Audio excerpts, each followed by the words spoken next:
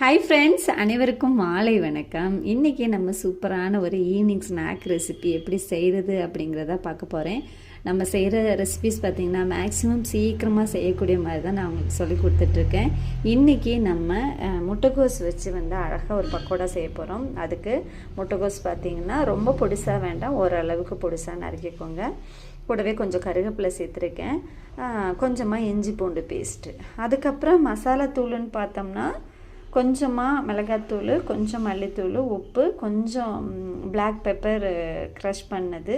அப்புறமா எங்கிட்ட கரம் மசாலா இல்லை, அதனால் நான் சிக்கன் மசாலா எடுத்திருக்கேன். அப்புறமா நம்ம கடலை மாவு தாங்க. இது எல்லாமே நம்ம இதில் போட்டு சூப்பராக மிக்ஸ் பண்ணி பார்த்திங்கன்னா இன்றைக்கி நம்ம ஈவினிங் ஒரு சூப்பரான பக்கோடா செய்ய போகிறோம். ஃபஸ்ட்டு இது நல்லா கைவிட்டு விரவிடுங்க. அதுக்கப்புறமா நம்ம கடலை மாவு சேர்த்து எண்ணெயில் போட்டு பொரித்து எடுத்தோம் அப்படின்னு சொன்னால் நம்மளோட சூப்பராக பக்கோடா ரெடி ஆயிரும். நல்லா கைவிட்டு நல்லா நிரவி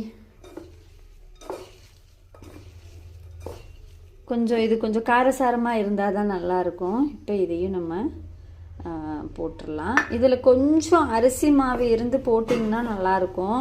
எங்கிட்ட அரிசி மாவு இல்லை, நான் போடல. நீங்கள் செய்யும்போது கண்டிப்பாக ட்ரை பண்ணி பாருங்கள், சூப்பராக இருக்கும்.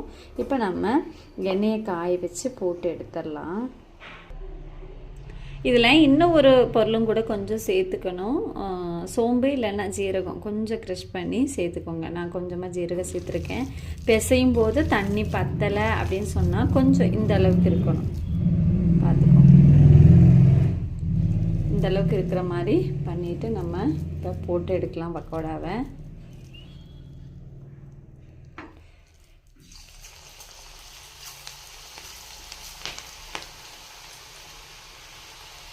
ரொம்ப நல்லா இருக்கும். குழந்தைங்களுக்கெல்லாம் நம்ம கேபேஜ் சாப்பிடாத பிள்ளைகளுக்கெல்லாம் அப்படி பண்ணி கொடுத்தோம் அப்படின்னா சூப்பராக சாப்பிட்டுக்குவாங்க.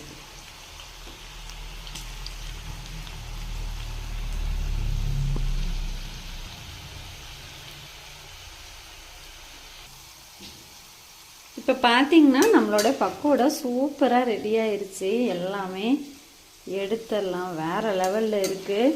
கடையில எல்லாம் நம்ம பார்க்கும்போது ரெட் கலரில் இருக்கும். நம்ம வீட்டில் அந்த மாதிரி எந்த கலர் பொடி எதுவுமே சேர்க்காமல் சாப்பிட்றதா ரொம்ப நல்லது. இன்றைக்கி இது தாங்க ஸ்நாக்ஸு.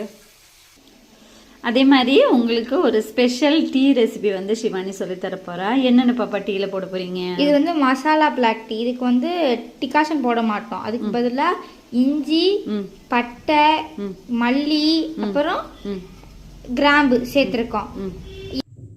டீ ரெடி ஆயிடுச்சு. தேன் கலந்து சாப்பிடலாம் வாங்க.